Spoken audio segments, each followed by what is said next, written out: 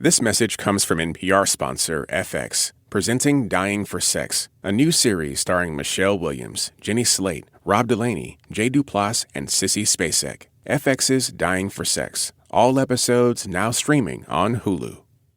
What's good? You're listening to Code Switch. I'm Gene Demby. When President Trump took office in January again, one of his administration's first orders of business was to make good on a campaign promise to deport thousands of immigrants from the United States. The government has moved swiftly in that direction and often really messily. The United States is now in uncharted territory when it comes to immigration policy. There are now a bunch of lawsuits against the Trump administration for carrying out its deportations that happen regardless of the subject's status in this country. Several judges have ruled that the White House had violated the due process rights of the people it rounded up, or they've told the government that it could not deport people to countries they're not from and have no ties to. And after the Trump administration got rid of legal protections for people from certain countries like Venezuela, a different judge ruled that the White House had to cut it out and said that, quote, acting on the basis of a negative group stereotype and generalizing such stereotypes to the entire group is the classic example of racism, end quote. But the Trump administration is very decidedly not cutting it out. And some legal scholars have said that we're witnessing a full-blown constitutional crisis, with the courts telling the White House that it could not do something because it's unlawful, and the White House just going ahead and doing it anyway. Sergio Martinez-Beltran covers immigration for NPR, and he's been trying to make sense of these stories, and he's been talking to a lot of families who've been swept up in it. Sergio, first of all, welcome to Code Switch. Hey, Gene, it's so good to be with you. Okay, so we know broadly that you cover immigration, but obviously that's a giant portfolio right now. So what exactly have you been looking into more narrowly? Before I answer that question, I think I look at this job, you know that movie, Everything, Everywhere, All at Once? That's how it feels. You know, it's a lot, it's intense. And there's so many things happening during the Trump administration. But I've been focusing quite a bit on Venezuelan migrants because, I mean, in part, President Trump has made such a big deal out of it. Mm-hmm. He's been talking a lot about Venezuelans, accusing Venezuelans of committing crimes. And so that's the area that I've been looking into. Why Venezuela? Like, why is Venezuela a particular, bugbear of his? I've been talking to people about that, and I think the common answer is that the president has been trying to find or identify an external enemy in order to be able to, carry out his mass deportation promise. And so Venezuela might be a good example. And particularly, he's been using this idea that Venezuelan immigrants, particularly Venezuelan men, are part of Tren de Aragua, which is an international criminal organization that was born at a prison in Venezuela. And he's been using that as an example of, these Venezuelan men are part of Tren de Aragua, and that way they should be deported or sent to a prison overseas. I would remind everybody in this room that Tren de Aragua is a foreign terrorist organization operating within the United States of America because the previous administration allowed them to invade our country. That's Caroline Leavitt, the White House press secretary. What do we know about the people who have been on the business ends of this new American posture towards Venezuelan or to undocumented immigrants more broadly? So the president of the United States and the Trump administration have decided to send immigrants to a maximum security prison in El Salvador. And that is something, Gene, that we haven't seen before, in part because there are many questions about what this means for the immigrants, also whether they have rights once they are in a different country. There are questions about due process with the Alien Enemies Act, which is this rare wartime law that the Trump administration has been citing to carry out its policy. And to expedite removals of Tren de Aragua and other savage gangs like MS-13, which is equally vicious, I will invoke the Alien Enemies Act of 1798. Think of that. Now, these men have not had a day in court like in regular deportation procedures. The Venezuelans in El Salvador do not have access to lawyers or family members. And even before men were sent to El Salvador, earlier this year, over 100 of them were sent to the Guantanamo Naval Base, which was also something new. The U.S. had not transferred detainees from the U.S. soil to Guantanamo before. And then there's the debate on whether we should be calling these flights deportation flights or whether we should be calling it something else because the Trump administration is using a different rule here. What else would we call it if we weren't calling them deportation flights? That is the question, and right. And as a reporter, I have to be honest with you. It's something that I've been thinking about quite a bit because we want to be as accurate as possible. But this is not a deportation flight, and what I've been calling them is, I've been saying that the Trump administration has been sending migrants to this maximum security prison in El Salvador. But I think calling them deportation flights might be inaccurate because there hasn't been a proceeding for them to be deported. Okay, we're going to get into that. On today's show, we're looking at how the Trump administration is testing the legal system to carry out its stated goal of mass deportations. And we're going to start with the story of one family that you've been covering, that's been trying to find their 18-year-old son after immigration agents showed up at their doorstep one day.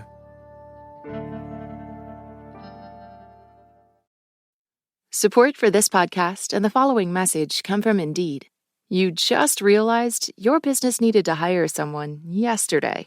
Indeed's Sponsored Jobs helps you stand out. According to Indeed data, sponsored jobs posted directly on Indeed have 45% more applications than non-sponsored jobs. Speed up your hiring right now with Indeed and get a $75 sponsored job credit to get your jobs more visibility at Indeed.com/codeswitch. Terms and conditions apply. Hiring? Indeed is all you need. This message comes from Strawberry.me.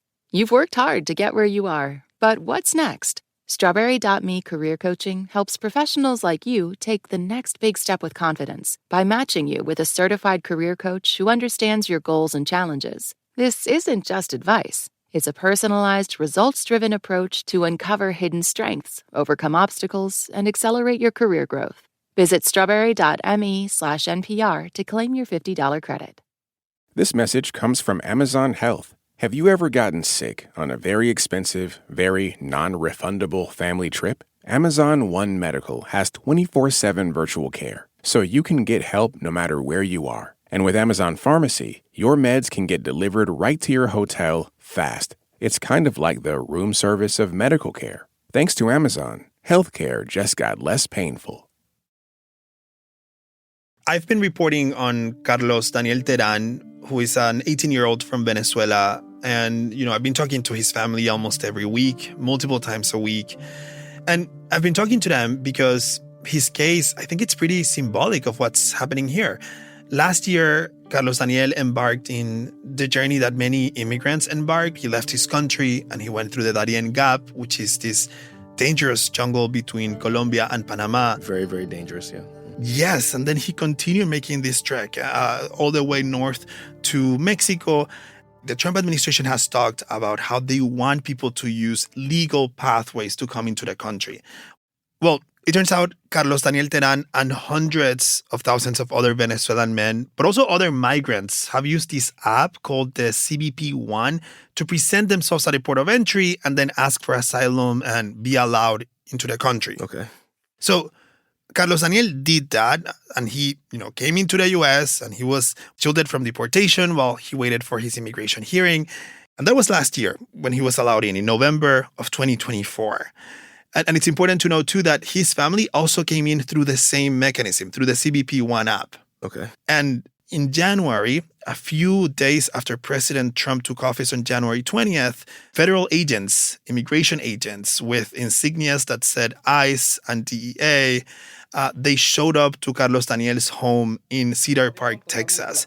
Ellos entraron por acá y abrieron esa puerta y allá estaba un carro con dos personas. It was Marian Terán, the stepmother of Carlos Daniel, the one who opened the door. Le abre la puerta, se queda aquí y obviamente se queda parado aquí. And she opens the door. She sees all these men wearing, these bulletproof vests and asking for her son. Y cuando él me pidió el número, ya estaba el de la DEO, pero que ella estaba ahí. And so she was very confused, but she asked Carlos Daniel to come outside to meet this man. El policía habló, el de inmigración lo agarró y el de la DEO lo esposó. They put him in handcuffs. They allowed him to say bye real quick, and they ended up arresting him there. El de inmigración se sorprendió mucho cuando lo vio. Hizo, no se imaginan que era un chico tan joven. Marian says that the agent that arrested Carlos Daniel was surprised to see that he was so young. I mean, I haven't seen him in person, but I've seen photos of him, and he's 18. He's very skinny and has a baby face. Why was Carlos picked up? So he's accused of being Tren de Aragua. He does not have a criminal record in the U.S., but in Chile, he was charged with gun possession and possessing or transporting small quantities of drugs when he was a minor. But his dad said he ended up leaving Chile voluntarily. Now, in the U.S., Carlos was living a different life than what he lived in Venezuela, right? Here, he realized that if he worked, he could earn some money and he could save. And that's exactly what he did. He started working at a nearby pizza shop as a dishwasher. Trabajó en una pizzería y solamente le dio chance de trabajar y He was practicing his English, and he saved enough money, Gene, to buy a used bicycle.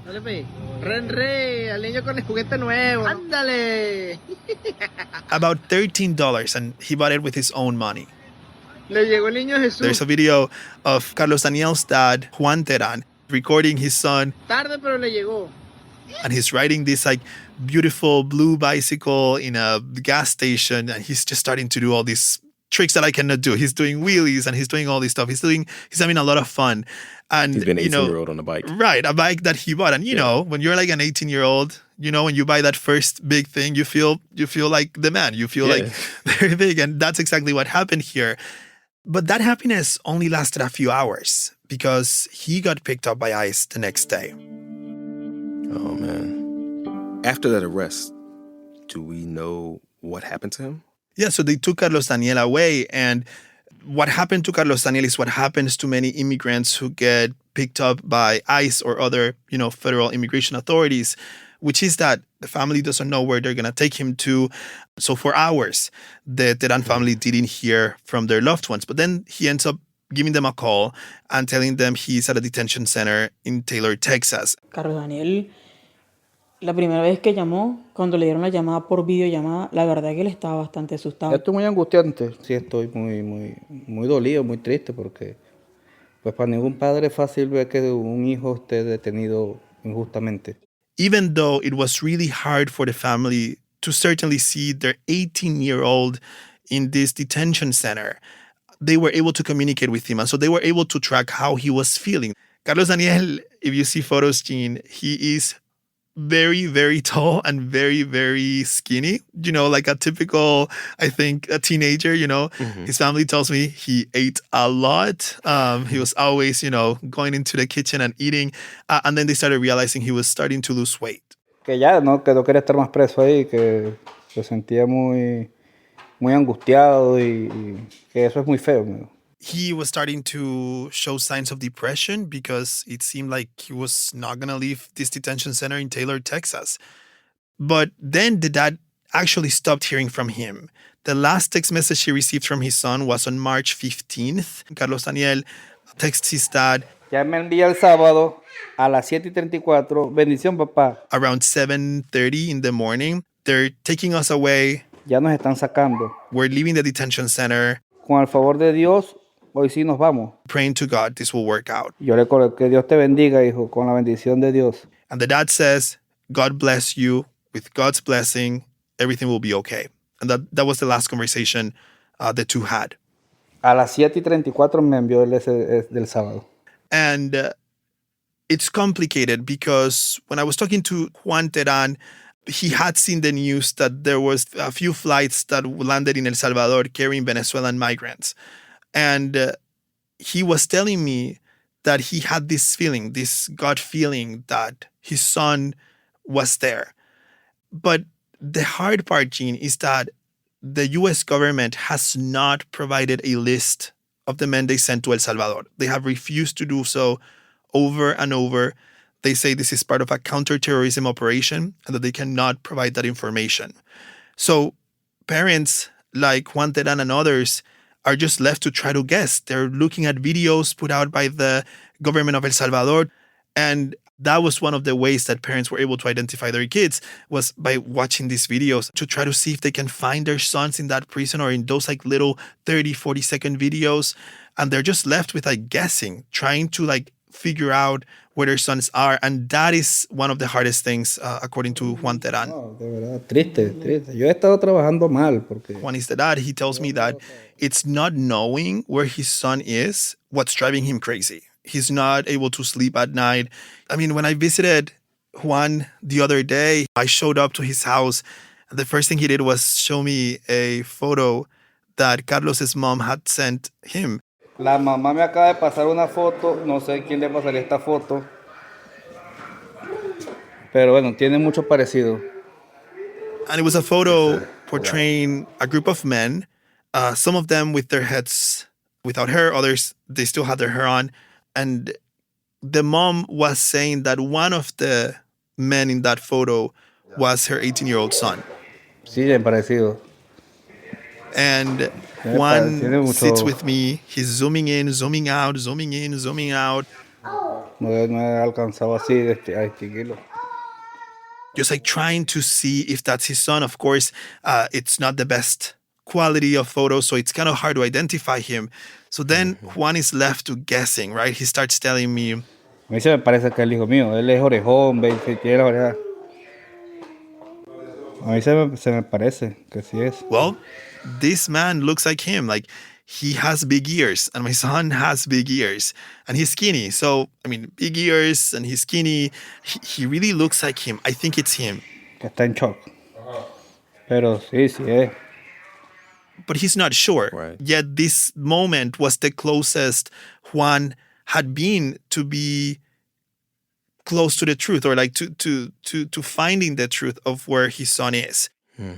I do have to mention that our reporting colleagues and friends at CBS News, they were able to get a list of the men sent to El Salvador. Okay. And when I saw that news, I clicked on it like a lot of people did, and I started going through the list. And this list has over 230 people. And I remember keep scrolling, and I was like, I'm just curious if he's here, And also as I'm scrolling, I'm thinking, would this be better for Juan or not? Like, for him knowing that his son is on this list, or would this kill him? Would this be worse? Right. And then I get to the part of last names that starts with the letter T. And there I see it. Terán Aguilar, Carlos. He is on that list.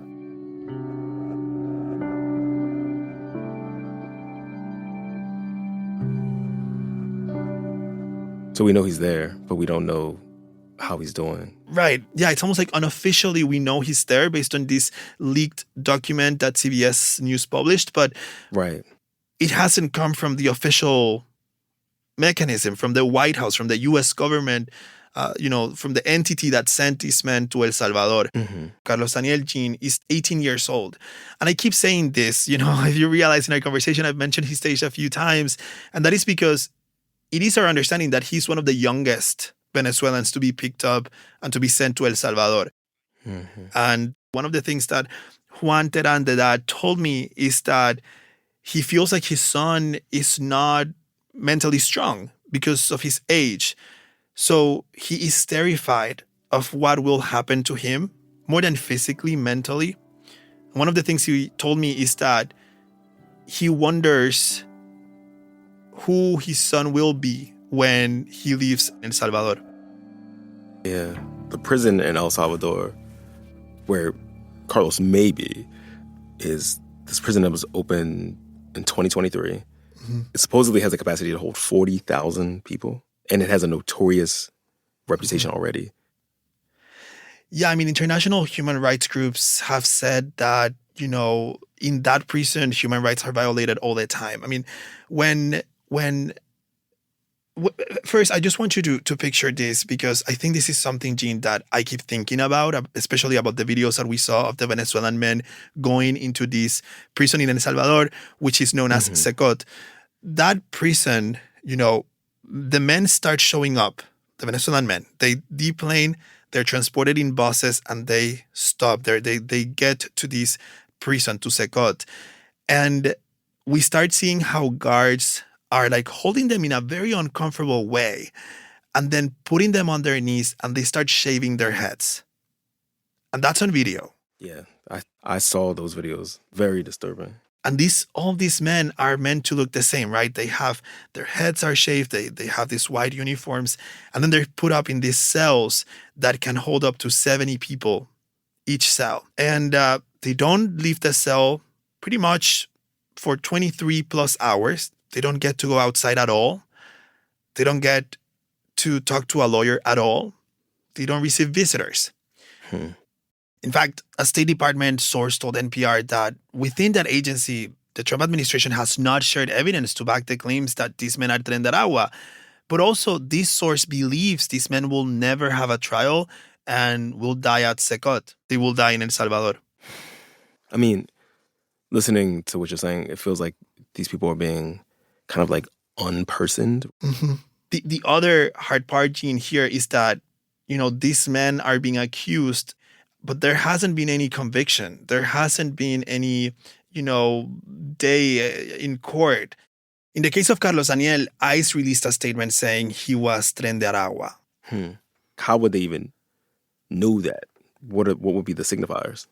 We don't know. I mean, I've been asking ICE and the Department of Homeland Security over and over, at this point for over a month, to provide information that, can show that he's Tren de Aragua. But the government has not provided any information to back that up. I mean, it reminds me of the way that sort of anti-gang policing happens in the United States, where it's like a lot of it is just vibes. Like, it's like, okay, this person dresses this way and lives in this neighborhood, therefore they are affiliated with gang X, right? It's a lot less scientific and empirical than you would think. A lot of it is incredibly subjective. Right. And what we see when that happens domestically is that a whole bunch of people just sort of get swept up in those sort of gang sweeps because they're the right age and the right ethnicity, and they live in the right or wrong neighborhoods, I guess. Yeah, and in this case, tattoos seem to play a big role, in these cases, although according to his dad, Carlos Daniel did not have any tattoos when he was arrested.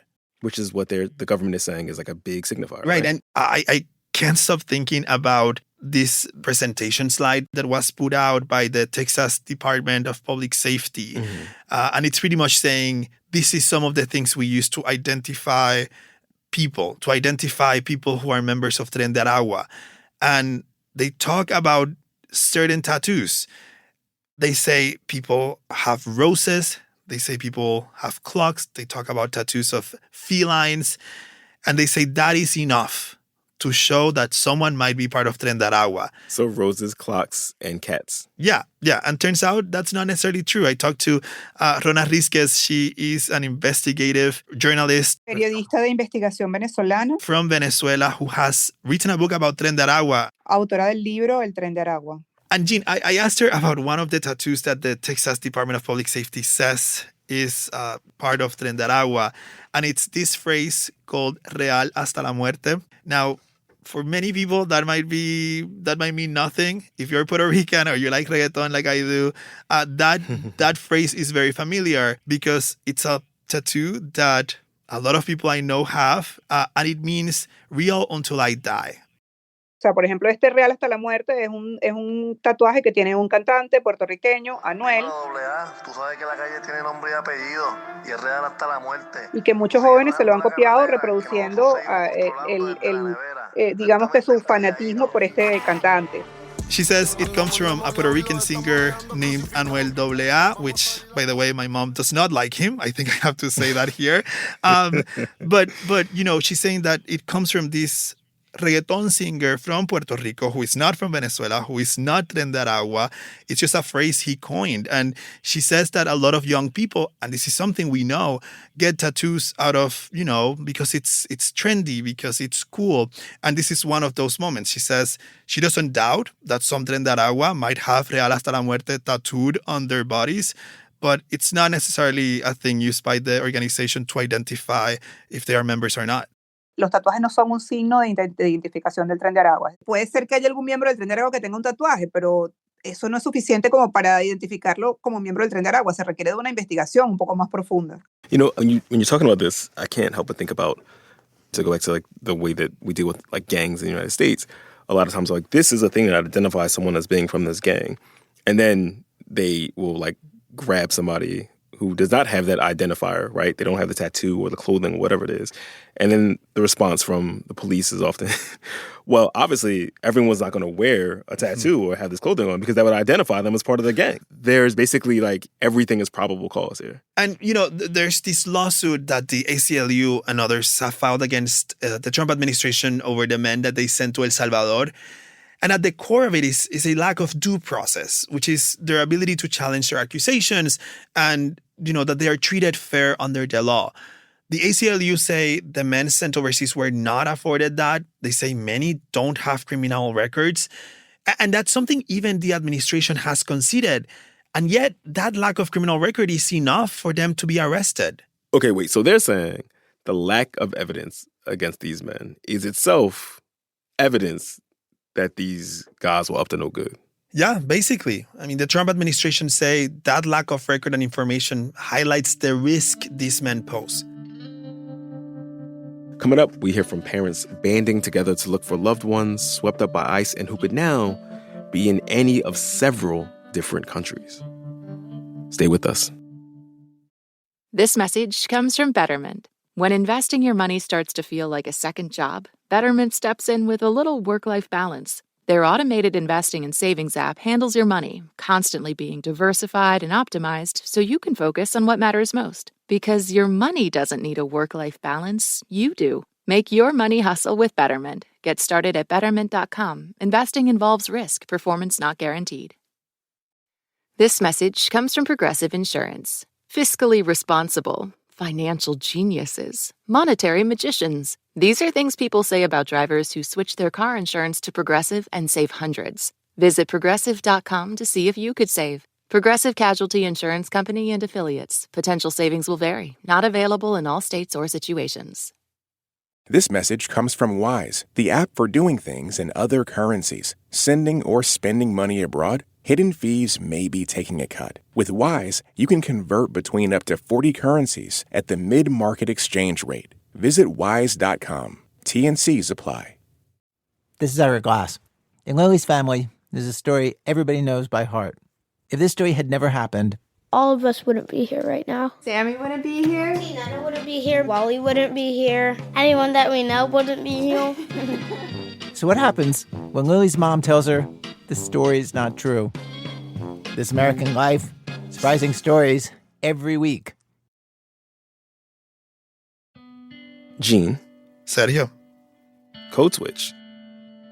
So, Sergio, you've been telling us about Carlos Daniel and his family's search for him after he was picked up by ICE in Texas. But there were hundreds of other people on those flights to El Salvador. So what do we know about them and their families? I mean, all of these people that were sent to El Salvador are men. And most of them are pretty young, right?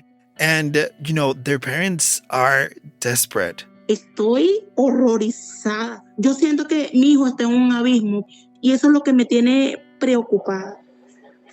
No tengo palabras para explicarle a su hija que dónde está su papá si su papá le dijo que ya venía. No te imaginas lo que duele eso. And something interesting has happened throughout this time, and that is that the parents have started to connect with each other on different groups on WhatsApp. And, it's become like this virtual Plaza de Mayo.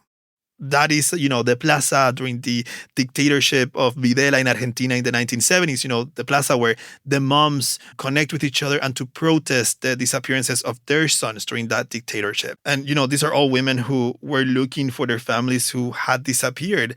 And I think that a lot of us never thought that this could happen here in this country, but here we are. Mucha gente, esto es mentira, eso es política. No, esto es verdad. Y hoy es mi hijo, mañana puede ser el hijo de otra madre. Entonces, ¿me da su nombre y su apellido? Mi nombre es Mercedes Yamarte. Mirelis Cacique López. Mi apellido Sequera. ¿Y usted es la mamá de? Yo, Iker David Sequera. De Francisco Javier García Cacique. Mervin José Yamarte Fernández. Se llama My Friend Amado Durán Arapé. This group has a mix of relatives whose loved ones were sent to Secot, but also to Guantanamo. You see, even before the news of Venezuelan immigrants being sent to El Salvador, there was an initial roundup of folks who were sent to Guantanamo who were also accused of being a part of Tren de Aragua. And so they're all connecting over this shared experience and sharing information. Todo el mundo dice, Mercedes, ¿por qué no te pintas el pelo? Mercedes, ¿por qué no salí? Cuando una madre tiene sus hijos por fuera, se acabó la vida. This mom is saying how everybody is asking her why she's not leaving her house, why she's so depressed. And they're on WhatsApp every day. They're asking if they've heard anything about their sons or loved ones. They're sharing news articles from the US, from Venezuelan media, lots of TikTok videos, and they're also providing each other emotional support. I mean, they're fighting together. They're doing joint interviews. They're helping each other connect with attorneys in the US and groups like the ACLU. Los que tienen ahorita todos son delincuentes y no tienen por qué dañarle la vida a un muchacho sano. All of them say the same thing. Their loved ones are innocent and they are being mistreated by the US government and now the government of El Salvador. ¿Dónde están las pruebas? ¿A qué lo están vinculando realmente? ¿Cuáles son los crímenes? ¿Qué es lo que ellos alegan? Y si eres acusado de algo, tienen que respetarte tu proceso. Due process. That's what the relatives keep saying. They want their loved ones to have due process, even if that means their loved ones will be back in Venezuela. And when you think about it, Jean, it's kind of crazy because for the longest time, these mothers did not want their sons to be in Venezuela. For over a decade, the country's economy has been unstable, and the regime of President Nicolás Maduro has gone after and at times jailed those who have opposed him. One of the moms I talked to is Mirelis Cacique. Her son was already set for deportation. He had signed his own deportation, his voluntary departure, because he was ready to go back home. Y él dijo, mándame para mi país. A mí no me importa. Yo le firmo su orden de deportación. And that's what he believed when he last talked to his mom. Me dice, mami, ya nos vamos, ¿oíste? Nos van a sacar. He told his mom, Mom, we're being moved. I think I'm going back to Venezuela. Y yo le digo, tranquilo, hijo, no te preocupes, que tú vienes para tu país. And the last thing his mom told him was, yo no te preocupes por mí, que yo voy a ver los aviones y yo voy a saber que tú vas a venir. You're coming home. I'll watch the flights. I'll watch the airplanes in the sky, and I know you'll be on one of them. Dios te bendiga. Esas fueron mis palabras hasta el final. And that never happened. Oh, man. He ended up landing in El Salvador, and she learned about it because she was able to identify her son because of the tattoos. Lo reconocieron, porque mi hijo tiene unos tatuajes de colores en el brazo, un solo brazo tatuado, y ahí se le veían los colores y se distinguía. Y nosotros lo conocemos por su contextura, sus orejas, su cabeza. So Trump spent his campaign promising, mass deportations, and he spent a lot of time dehumanizing immigrants. It seems like, I don't know, it seems like there's been a priming of people to not react, right? To see these men as, less than human, as people who deserve this treatment because they're so dangerous. Yeah, and I think, quite frankly, I think that these actions that he's taking now, 10, 15, 20 years ago, would have been a no from the get-go.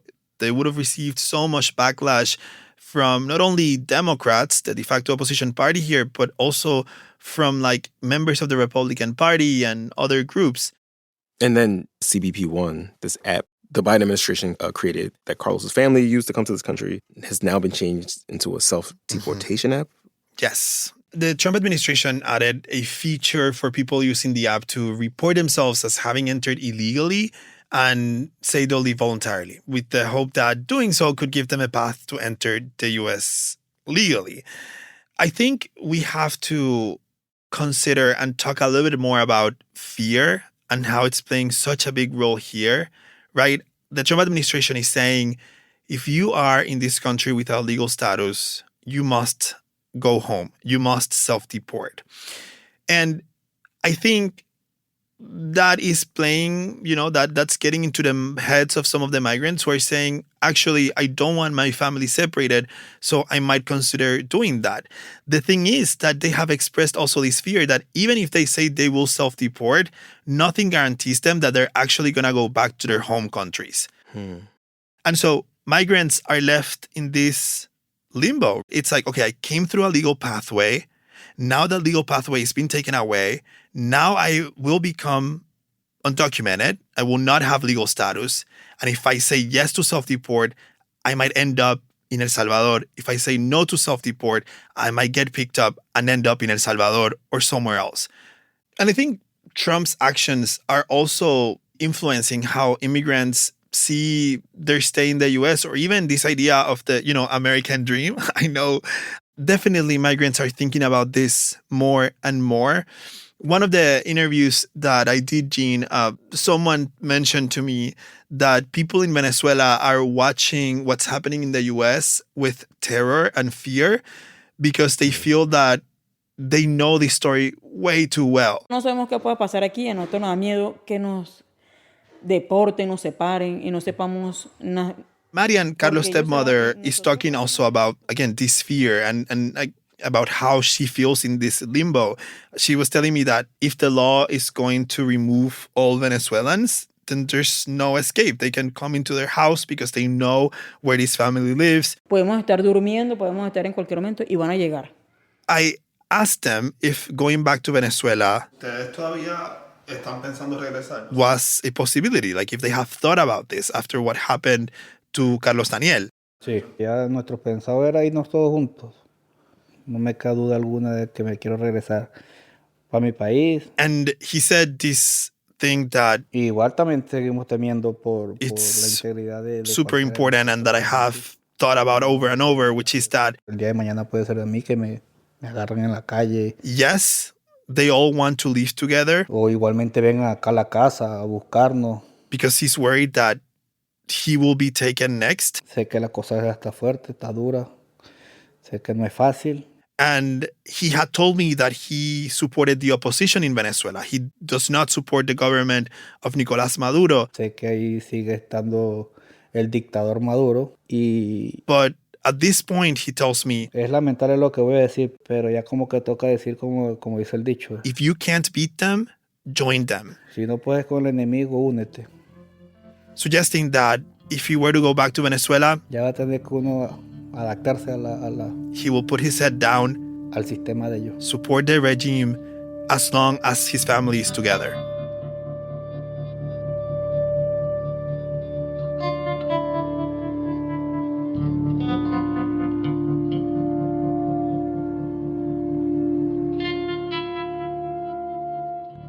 Sergio, listening to your story, it seems like the rhetoric that we have in the United States around immigration is that safety is a scarce resource, that only so many people can be secure and protected. Right. And that if you're on the wrong side of this line, then this finite resource can't be extended to you. Yeah, and I think the question is to what is the wrong side, right? Because this administration has been talking over and over about how they want immigrants to come to the U.S. the legal way or do things the right way. And in the case of the Terán family, they came in using a legal pathway. And yet their son has been sent to this maximum security prison in El Salvador. And I think there are two things here. One is the question about due process, which affects us all of us. I mean, in this country, we all want to be treated fair under the law and be granted the opportunity to challenge when we are being accused of anything. And these men sent to El Salvador under the Alien Enemies Act, might not have been given that opportunity. But then also there's this issue of the Trump administration is telling people, come here the legal way. And yet they're going after those who are here legally. They're going after people who have green cards, who are permanent residents, who have been allowed into the country through legal pathways. So I think the question is, where does this end? When is someone safe? They followed all the rules. They got a green card, and yet they might be subject to deportation. Or they followed all the rules.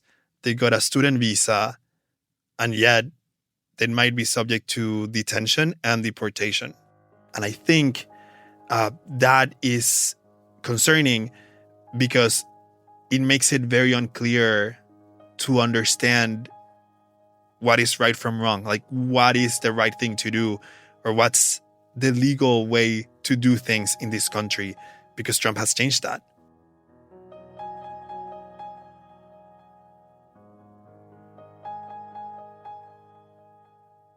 And that is our show. You can follow Code Switch on Instagram at NPR Code Switch, all one word. If that's more your jam, ours is codeswitch@npr.org. And please subscribe to the podcast on the NPR app or, wherever it is you get your podcast. You can also subscribe to the Code Switch newsletter by going to npr.org/Code Switch newsletter. And just a little reminder, not a little one, but signing up for Code Switch Plus is a great way to support our show, to support public media, and you get to listen to every episode sponsor-free. So please go find out more at plus.npr.org/codeswitch. This episode was produced by Christina Kala. It was edited by Courtney Stein and Dalia Mortada with help from Luis Treyes. Our engineer was Jimmy Keeley. And we would be remiss if we did not shout out the rest of the Code Switch Massive. That's Xavier Lopez, Jess Kung, Leah Danella, Veerlyn Williams, and B.A. Parker. As for me, I'm Gene Demby. Be easy, y'all. This message comes from Warby Parker. What makes a great pair of glasses? At Warby Parker, it's all the invisible extras without the extra cost, like free adjustments for life. Find your pair at warbyparker.com or visit one of their hundreds of stores around the country. This message comes from the Nature Conservancy, working together to create a future with a livable climate, healthy communities, and thriving nature. Explore ways to act during Earth Month and every month at nature.org/NPR. This message comes from Mint Mobile. If you're tired of spending hundreds on big wireless bills, bogus fees, and free perks, Mint Mobile might be right for you with plans starting from $15 a month. Shop plans today at mintmobile.com/switch. Upfront payment of $45 for 3-month 5GB plan required. New customer offer for first 3 months only. Then full price plan options available. Taxes and fees extra. See Mint Mobile for details.